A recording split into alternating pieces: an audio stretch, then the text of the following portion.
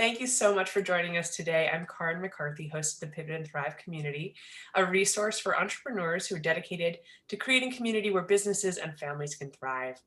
In the Pivot and Thrive interview series, we're showcasing business leaders who are demonstrating creativity, collaboration, and resilience with the hope that we can learn from each other so we can accelerate the pace of small business success. We're recording today on Abenaki land, and we are so excited to have Beth Kruger with us today.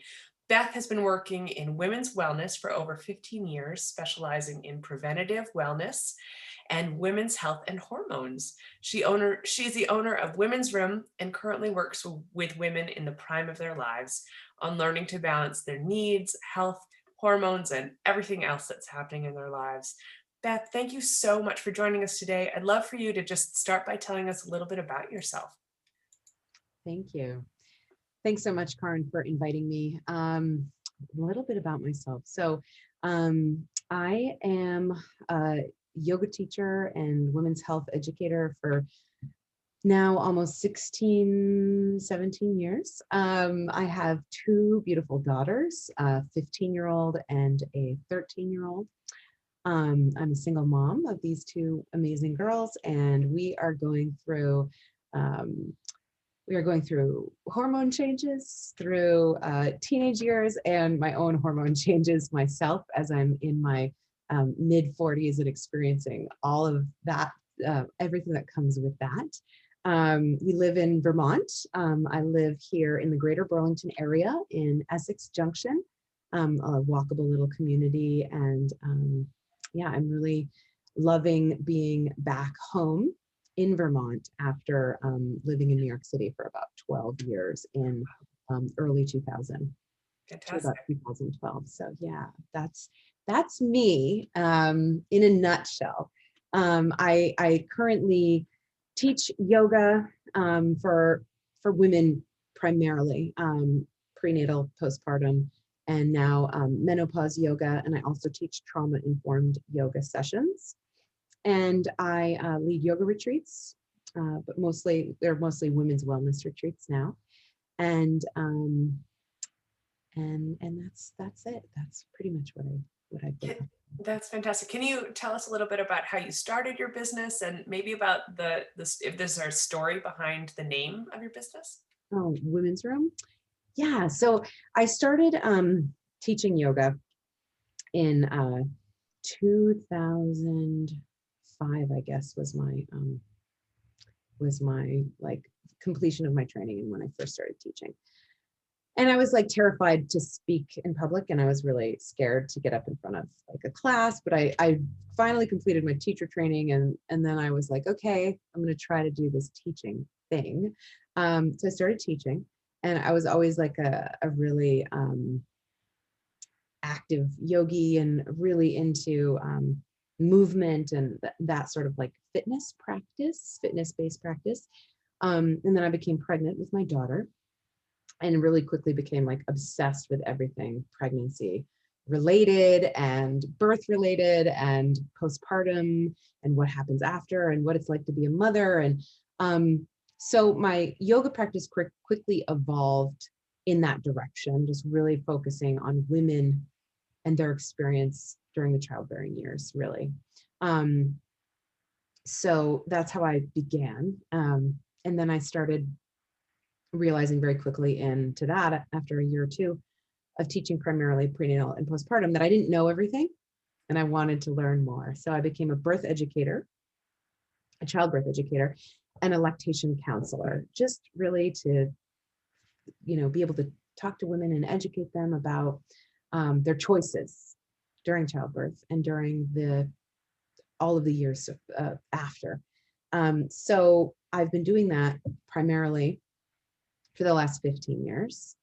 And then now my practice, I guess, my focus has started to shift into, well, what happens after childbearing years? Like what's happening in midlife? And I discovered that there is really, and it's not my own discovery, it's just like knowledge that I'm learning about that now we're here in midlife, or I'm here in midlife, and there's a whole bunch of things that we don't talk about for women, again, here we are in midlife regarding our hormones, regarding the changes in our bodies, just like the stuff that we didn't talk about for pregnancy and postpartum and all of these things. And I just really feel like it's important for women to be advocates for themselves, their healthcare, their bodies, because we know what's going on with our bodies better than a doctor can tell us what's, oh, this is normal or this is what's supposed to be happening. We have to be able to advocate for ourselves. So that's been my focus. And so my name of my business had kind of transformed from a prenatal specific, which I called my studio Prenatal Method Studio. And now I expanded to women's room just to hopefully encompass all ages and stages of a woman's journey, and just really offer everything to women of all ages. So that's kind of where the name of my business has come to and evolved to. Yeah. That's great. Yeah, it really, I mean, it makes sense. It kind of is a container of all of those experiences and transitions that we have in our body as it changes. So I think that really is an appropriate and all-encompassing name. I think that's fantastic. Um, I This isn't normally a question I ask, but hearing your story, do you consider yourself a learner, because someone who loves learning? Because it sounds like you've, had an experience, enjoyed it, engaged with something, and then had an exposure and realized, oh, I need to dig into something more and gotten this certification or this. How have you supported yourself in exploring these new ideas, or developing your practice along the way? It sounds like you're always learning and, Yeah. and engaging. I think a lot of us, I don't know, a lot of us yogis or healers, people who, consider ourselves practitioners, are always wanting to learn more or get better or gain more knowledge around maybe certain things that interest us. So I definitely don't feel like I'm unique in that way, but I'm always interested in something new or deepening the knowledge that I have about a particular topic. And there's so much out there to learn about and explore. And so, yeah, I'm always like doing another training or doing something else to deepen the knowledge that I already have. So yeah, I would definitely say that I'm a learner, kind of lifelong. So I don't think that's going to stop. Well, good. Keep following that curiosity. It sounds like you're on a good journey.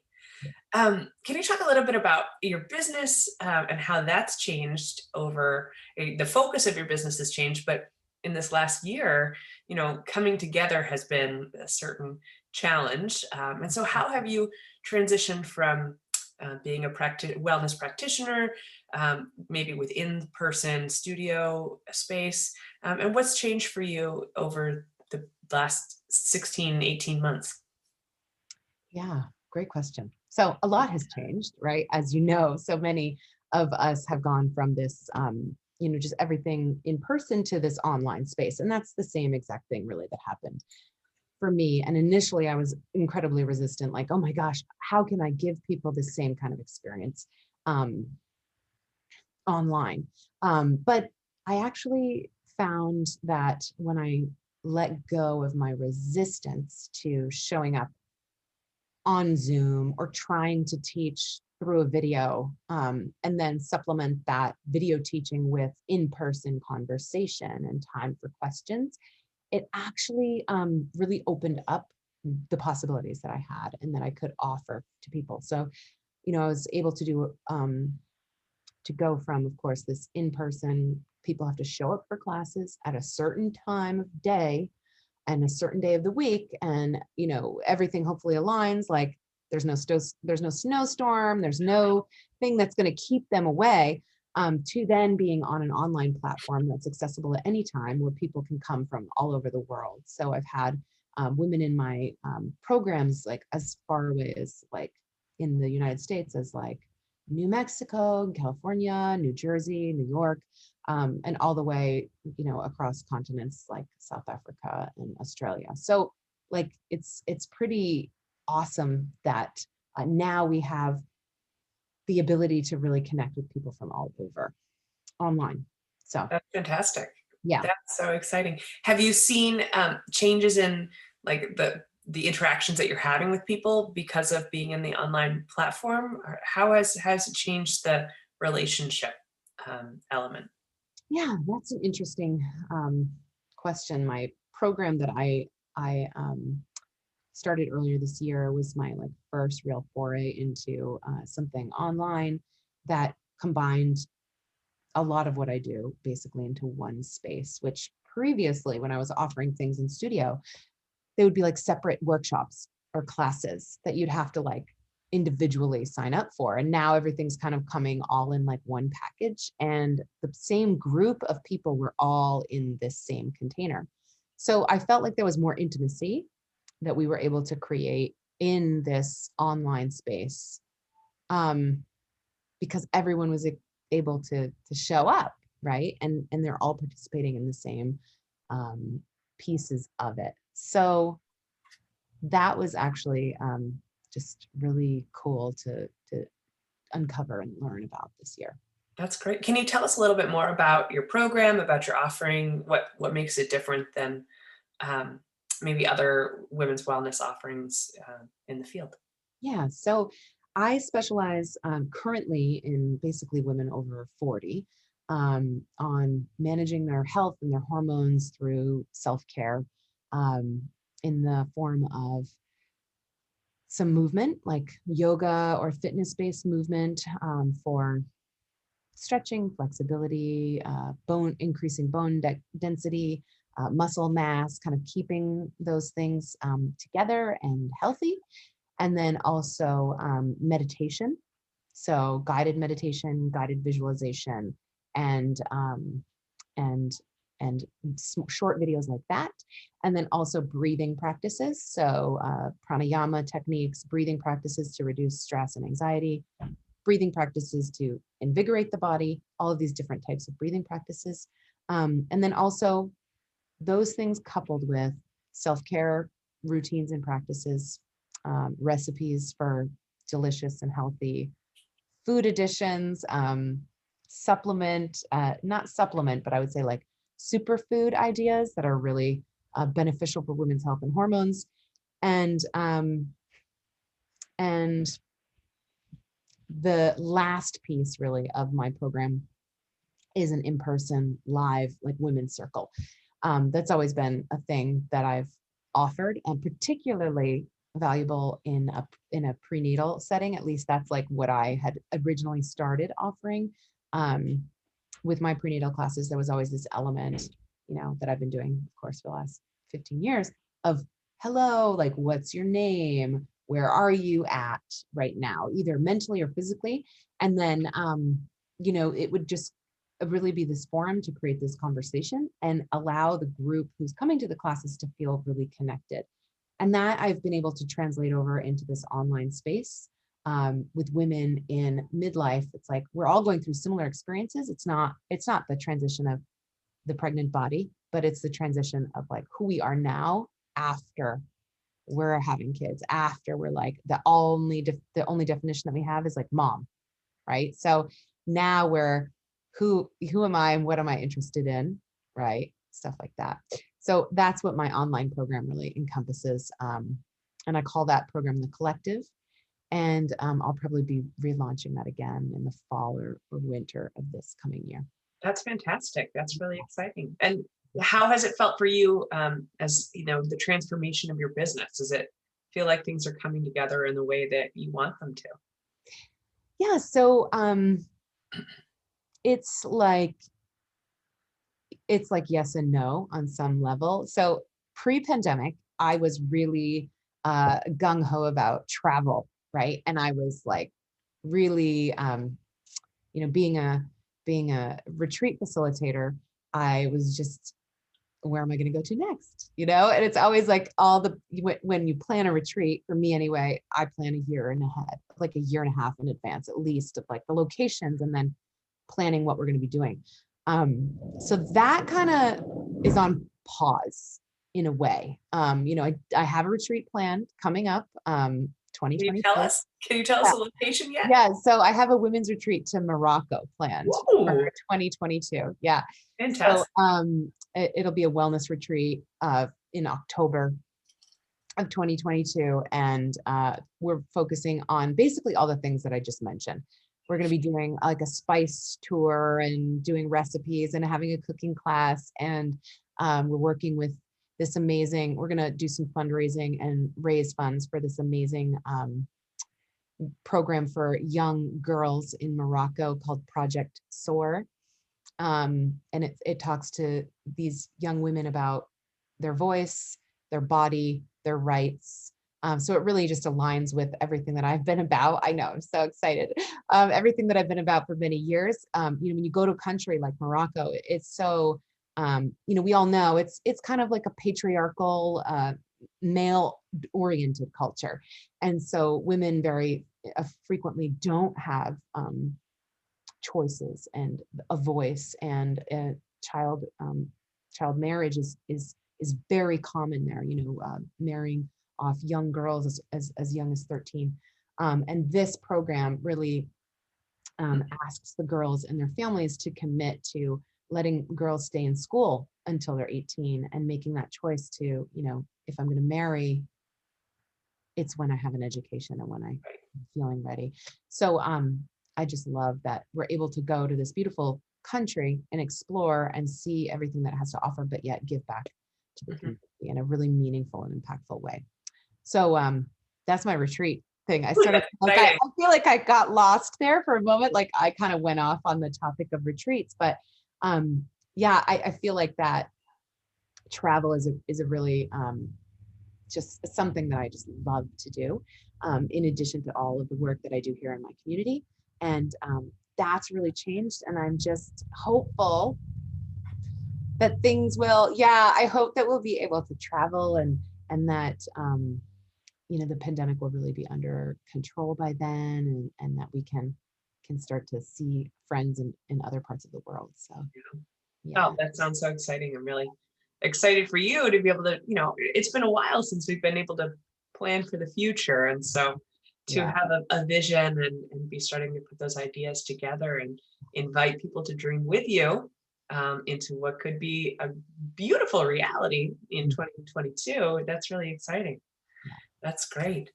Um, you've talked about some of the transformations that you've gone through in terms of your career, and then also how your offerings have changed and the way that you've gone about them have changed.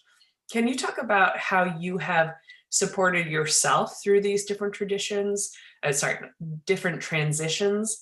Like, how do you use your skills in the wellness practice to keep yourself settled and balanced as you're navigating big transitions and transformation in your own life? Yeah. So I have to follow my own advice, right? So I try to I feel like, sometimes we overuse this word like balance, right? But I really try to have a balance between my like work time and my family time, because my girls are my family, my kids are really, they have a lot of needs, and so they are prioritized just as much as my business stuff. But I also then have to prioritize my self care and the stuff that I need to do. So when I'm functioning at my best and when I'm able to really meet those two areas is when I'm giving enough to myself. So I have to eat really well, right? So it's um, my conscientious effort at like eating my whole grains, eating my fruits and vegetables, and lean meats and fish. I do eat some animal products, and and then I like minimize the stuff that's not good for me, like sugar, alcohol, uh, and anything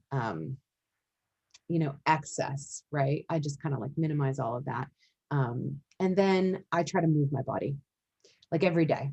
So I've been walking a ton, and that's been awesome. I've even been walking through the winter, so I'll try to like carry my little pedometer around and do my step count, and I try to like actually like try to beat my step count from day to day and stay like above a certain threshold of steps. That makes me feel really good. And then like yoga or movement or some sort of like moving my body outside of just walking. That's really important for me.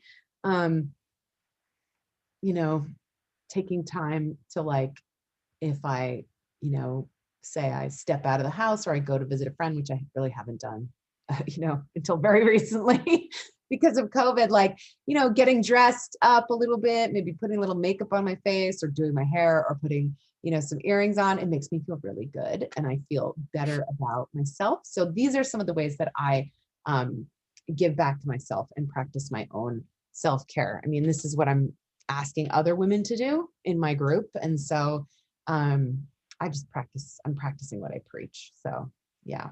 So that's how I am able to kind of do all the things.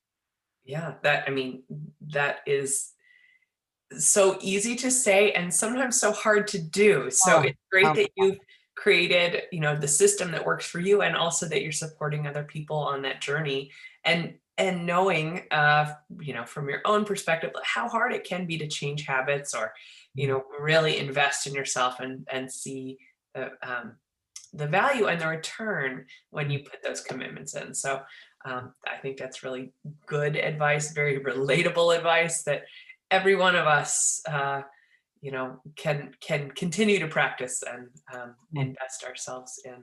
it's not always easy. Like we're not always in a great place to do that. Like I definitely, I let myself get into a lull and a low, and I felt, I was kind of bummed out a little bit during COVID, and I wasn't eating my healthiest, and I wasn't moving my body as much as I could have been, and I actually like gained weight.